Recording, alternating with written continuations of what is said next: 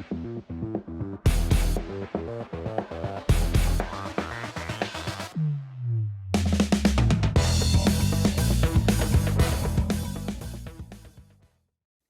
everyone, welcome back to the channel. Thanks for tuning in. Today's tip is a good one. It's gonna show you how to salvage a broken bait and turn it into a new bait that is unlike pretty much anything else on the market, and it can give you an advantage to catch fish out of areas that other people are not able to get their baits into. Really good tip, something I've done for a while, and I'm excited to share it with you guys finally. Before I do get into that, I just want to remind you, if you want to support the channel, you can go into the store, look at the merchandise I've got there. I've got several different shirt designs like this one by Matt Stockton. This is the Smallmouth Freedom shirt. You can check it out there. We got all different shirts and sweatshirts and different designs. That's a great way to support the channel, help promote the channel as well. Also, if you need a lake breakdown, go into my description, click the link to the fishthemoment.com website, and you can go to the lake breakdown section and see lake breakdowns that myself, Randy Blockett, and Johnny Schultz have all done. I'm specifically keen in on northern fisheries for both largemouth and smallmouth, as well as southern smallmouth fisheries. So I've got a lot of lakes for out west, I've got lakes for out east, upper Midwest, all over the place. All right, so today's tip has to do with a couple of things. It's how to take a bait like this spinnerbait, which is old, used and abused and all beaten up. You can see here that the lead has actually been moved around. You can see there's some wiggle room. There's some play in that, you know, and the bait has just been beaten up, and I'm a little concerned. It feels a little loose down here in the head where the bait has been bent, and I had to bend it back. So it's a bait that I'm taking out of commission because I just feel like it potentially may break on a fish, and I don't want to risk that. But the rest of the bait, you know, the blades and everything are still great. From a spinnerbait standpoint, it's still, you know, a usable spinnerbait. So what I've been doing in the past is I'll take some hook cutters and I'm going to cut that off right at the base. Let me get that. So the bait is off, which was no good pretty much anyways. And now I've got here my blades and my spinnerbait. And if you've watched, I've done something similar with the Frankenstein, which is where I attach blades to a square bill crankbait and I get a really good action out of it. I've caught a ton of fish doing that. A lot of people look at it and they're like, is he making this stuff up? But I may be making it up, but it works. And if you go and read the comments on that, there's a lot of guys who have tried it with really good success.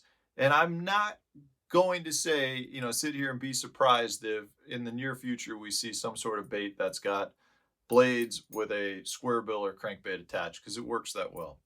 But you can do the same thing here and turn your spinnerbait into a really good weedless spinnerbait by taking your blades and connecting to it a swim jig.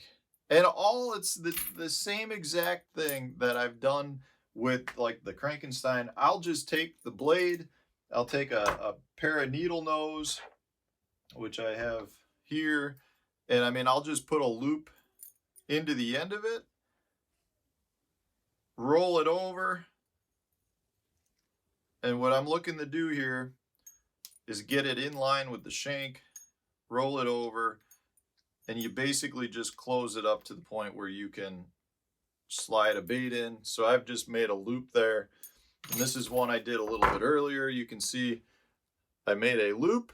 You do have to, because the hook in the swim jig is vertical, you do have to bend the eye to the side, rotate it.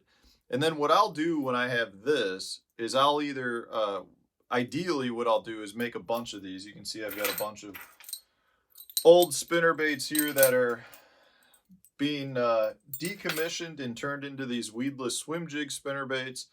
And I'll take it, and then I usually take a 2-part epoxy and I'll put a little tiny drop just on the bend over just to ensure that it locks up. If you don't want to use 2-part epoxy, you can take a little bit of braided line and just, you know, wrap it around the edge and then put some super glue on it, and that locks it in really well as well. You honestly don't need to do that. You could leave it like this. I mean, I can pull, I mean, I'm applying a lot of pressure there and it doesn't move at all. So you know, it's really a straightforward thing, but you're taking an old spinnerbait that you would have otherwise thrown in the trash. You're connecting a swim jig like this Dirty Jig swim jig, and it's creating a new spinnerbait that's got more of a hinge on it. But the key to this is it allows you to fish a spinnerbait through some of the gnarliest cover, brush, laydowns, all kinds of stuff, and it's as weedless as the swim jig. Comes through perfectly. It's really good for bringing up over logs and killing because you do get that free swinging motion there. But just a great way to reuse a broken bait and give you something that other people don't have. You know, this is a weedless spinnerbait and something that just it fishes so well. I can't tell you, I've been doing this for a long time at this point. I was doing this before I did the Frankenstein stuff. But it's a great way, like I said, to reuse some old spinner baits and apply it. It's pretty much just creating a big weedless beetle spin is what it's doing, but it's a good way to get bit. And it gives the fish a different presentation because the fish that normally are seeing a spinner bait a lot of times are not seeing a spinner bait through those super thick areas. A simple tip, a simple tinker job, and it'll get you something different and reuse a bait. I hope this was helpful, guys. If it was, hit that like button, share it on your social media pages, and stay tuned for tomorrow's video.